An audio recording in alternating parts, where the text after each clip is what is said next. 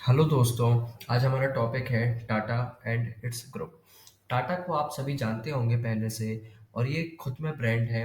और टाटा ग्रुप एक multinational level पर काम करती हैं, यानी हर देशों में लगभग ये काम करती हैं। हमारे जीवन में कहीं ना कहीं टाटा का कुछ ना कुछ प्रोडक्ट यूज हुआ होगा। जैसे कि हमारे घर में खाना बनता है तो टाटा सॉल्ट, मुंबई में होटल है ताज होटल, और इनके पावर प्लांट्स भी बहुत सारे हैं, और टीसीएस कंसल्टेंसी सर्विस भी देते हैं, और एक्सेट्रा। आज हम जानेंगे टाटा को किस किस ने बनाया है, कौन कौन इनका लीडरशिप रहा है, और इनने अपने इंडिया को क्या क्या दिया। सबसे फर्स्ट इंसान जो होते हैं वो हैं नुसर वानी जी सा टाटा। इनका जन्म 1839 में गुजरात के एक गांव में हुआ था, जहाँ पे वहाँ इनने स्कूलिंग की थी। और कॉलेज में ऐसा सब कहते थे कि ये बहुत ही इंटेलिजेंट, बहुत ही टैलेंटेड बंदे थे, जो कुछ ना कुछ करना चाहते थे अपने जीवन में। इसलिए इन्हें 20 साल की उम्र में अपना घर छोड़ के मुंबई चले गए थे अपनी फैमिली के साथ। उस टाइम पे 18-19 साल में शादी हुआ करती थी और जल्दी ही बच्चे हो जाते थे, तो 18 साल की उम्र में इनका एक बच्चा था, एक बीवी थी। ये मुंबई चले गए थे। वहाँ पे इनको कॉटन ट्रेड का बिजनेस दिखाई दिया, और ये बिजनेस करने ही गए थे कि हमें बिजनेस ही करना है। वहाँ पे इनने सोचा कि मैं कॉटन एक्सपोर्ट का बिजनेस करूँगा। कॉटन एक्सपोर्ट का बिजनेस इनने स्टार्ट किया, और इनका बहुत अच्छा बिजनेस चल रहा था। फिर कुछ टाइम बाद जमशेद जी टाटा की पढ़ाई पूरी होने के बाद इनने इनको हांगकांग भेजा, और ये चाहते थे कि इनके बच्चे जो हैं वो बहुत अच्छी पढ़ाई करें। तो जो भी कॉटन एक्सपोर्ट से पैसा आता था वो अपने बच्चे पे लगाते थे, और इनके बच्चे का नाम था जमशेद जी टाटा। एक खुद में ब्रांड है, और पूरे टाटा ग्रुप को बनाने वाले व्यक्ति जमशेद जी टाटा थे। ये हांगकांग गए बाय शिप से, क्योंकि उस टाइम पे प्लेन्स वगैरह नहीं हुआ करते थे। जहाँ भी जिसको जाना पड़ता था लॉन्ग डिस्टेंस पे, तो शिप से, नाव वगैरह से, इन सब से जाया करते थे। तो 1859 में ये हांगकांग गए, और ये क्या कहा जाता है कि ये बहुत ही क्यूरियस और हार्ड वर्किंग थे। इनने इतना कुछ अचीव किया है अपनी लाइफ में, तो वो तो हार्ड वर्किंग अपन को लगेंगे ही। लेकिन इनके 4 ड्रीम्स थे, जिनमें से ये शायद पूरे कुछ ना कर पाए, लेकिन इनने इसकी नींव तो दे दी थी। जैसे कि फर्स्ट आता है स्टील प्लांट को बनाना, और दूसरा आता है हाइड्रो इलेक्ट्रिक पावर प्लांट को बनाना। एक 5 स्टार होटल इंडियन होना चाहिए, और एक इंडियन इंस्टीट्यूट होना चाहिए एजुकेशन के लिए। फिर इनने वहाँ पे जाके एक अपना बिजनेस स्टार्ट किया।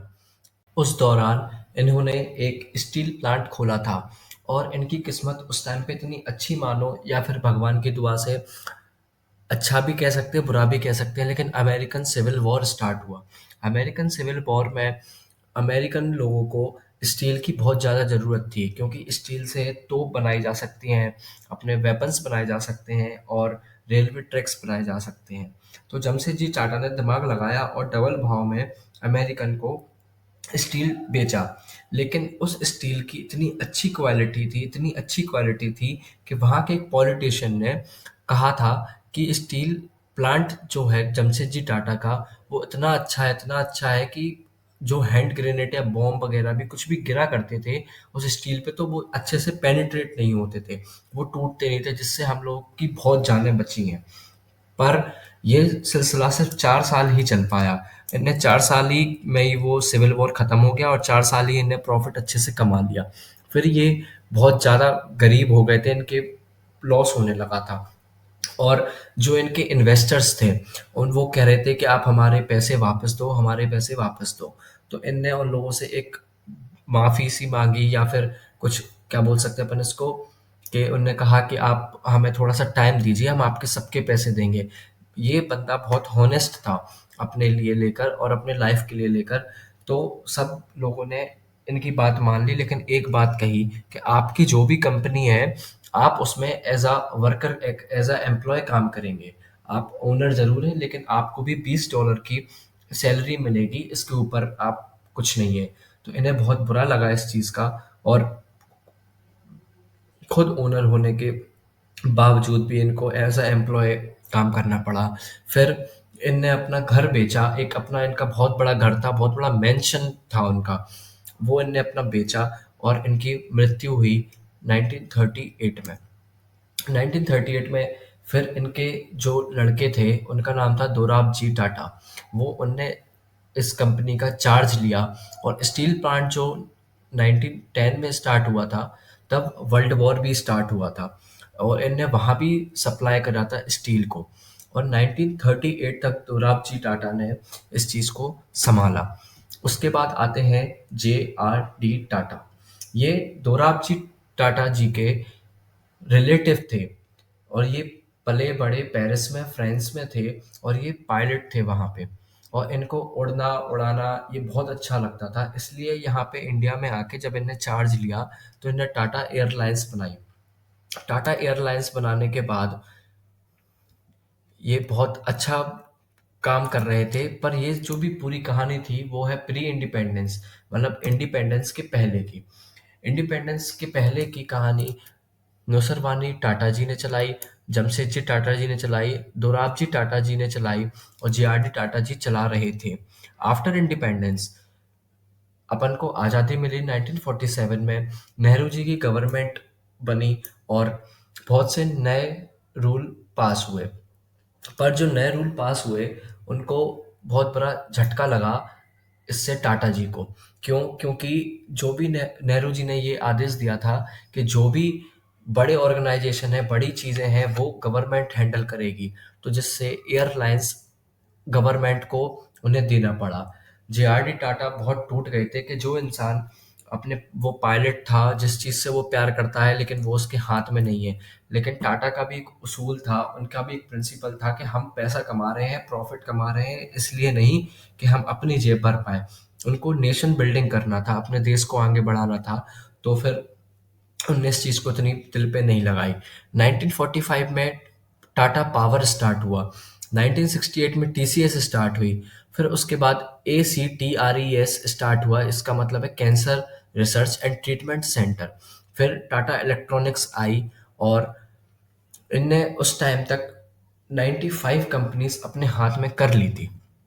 फिर आते हैं Ratan Tata, the king of India. इनने चार्ज लिया 1991 में। इनकी कहानी बहुत अच्छी है दोस्तों। नेल्को एक इनका ब्रांड है, एक कंपनी है इनकी नेल्को। नेल्को एक कंपनी है जो रेडियो बनाया करती थी। उस टाइम पे नेल्को का शेयर होता था 20% के अराउंड और वो इतना गिर गया था, 2% पे आ गया था। तो इनको बोला गया कि आप इसको सँभालिए, आप कैसे सँभाल सकते हैं? तो इनने सबसे पहले कहा कि अपन को रेडियो बनाना बंद करना पड़ेगा और रेडियो की जगह अपन को सैटेलाइट में इन्वेस्ट करना पड़ेगा। और ये इनका डिसीज़न बहुत ही अच्छा रहा, जो पिछले आने वाले 3 सालों में उसको 2% से उठा के इनने फिर से 20% रख दिया। लेकिन कुछ टाइम बाद नेल्को को बंद करना पड़ा क्योंकि इमरजेंसी घोषित हो गई थी अपने देश में। तो नेल्को बंद हुआ, लेकिन जो भी टाटा के ओल्ड मेंबर्स थे, जो भी अच्छे लोग थे, जो उनके वर्कर थे, वो समझ गए थे जो टाटा जी हैं इनका दिमाग बहुत शार्प है और वो बहुत ही अच्छे हैं, तो इन पे बिलीव करके टाटा के हाथ में इनको चार्ज दिया गया।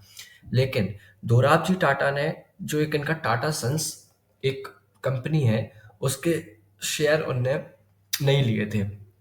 पर रतन टाटा ने क्या करा, उसका पूरा उल्टा कर दिया।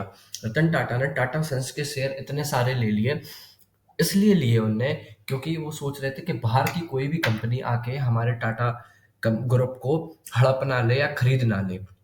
तो उस टाइम पे मनमोहन सिंह जी थे फाइनेंस मिनिस्टर, उनने लिबरलाइजेशन घोषित किया था और टाटा सन्स का जो भी था उनने शेयर खरीदते गए और उनने अपनी एक बहुत सी बाहर की कंपनियां खरीद ली। जैसे कि एक कंपनी होती थी टेटले टी, वो 12 मिलियन डॉलर्स में खरीदी थी।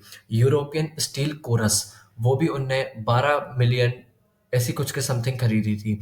और जैगुआर लैंड रोवर, ये इस जैगुआर खरीदने के पीछे बहुत बड़ी बात है।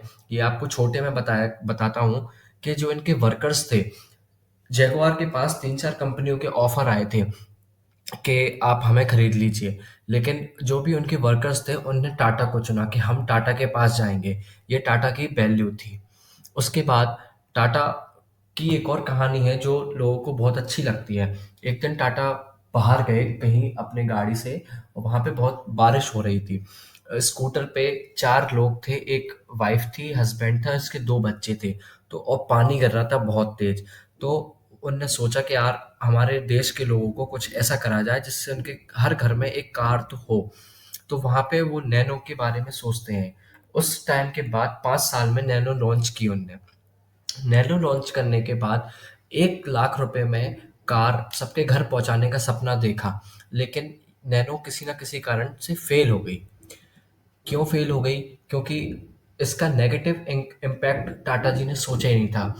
अब आप सोचिए कि आपके घर, दुनिया को पता है कि ये दुनिया की सबसे सस्ती चीज है और वो आपके घर पे खड़ी हो, तो अगल बगल के लोग सोचेंगे कि यार ये कितना गरीब है, ये कितना सस्ती चीजें यूज करता है। तो ये लोगों के माइंड में बैठ गया था, जिससे टाटा नैनो का खत्म, डिक्लाइन होना स्टार्ट हो गया था। पर इनकी सोच बहुत अच्छी थी, देश के लिए कुछ करने के लिए थी। फिर उसके बाद सबसे बड़ी हासिल हुई थी ताज होटल। ताज होटल जमशेदजी टाटा ने बनवाया था 1904 में।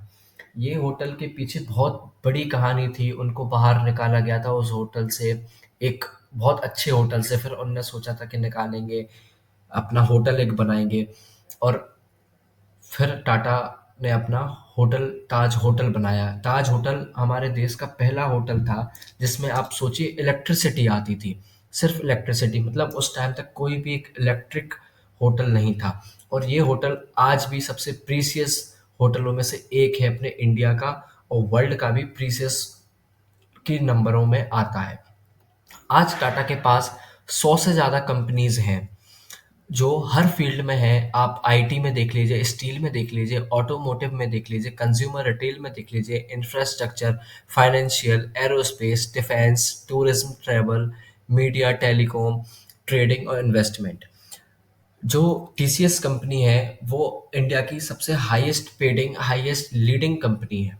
और बहुत सारी कंपनीज हैं जो टाटा ने दूसरी खरीदी हैं, जो अपन बहुत से लोग नहीं जानते, जैसे टाइटन। टाइटन टाटा की कंपनी है, और कुछ टाइम पहले ही बिस्लरी कंपनी टाटा ने खरीदी है। अपन सोना चांदी पहनते हैं, तनिष्क, वो भी टाटा की कंपनी है। और टाटा को बहुत कुछ दिया है, टाटा ने अपने देश को। तो आप कैसे देखते हैं टाटा को? कमेंट में ज़रूर बताइएगा।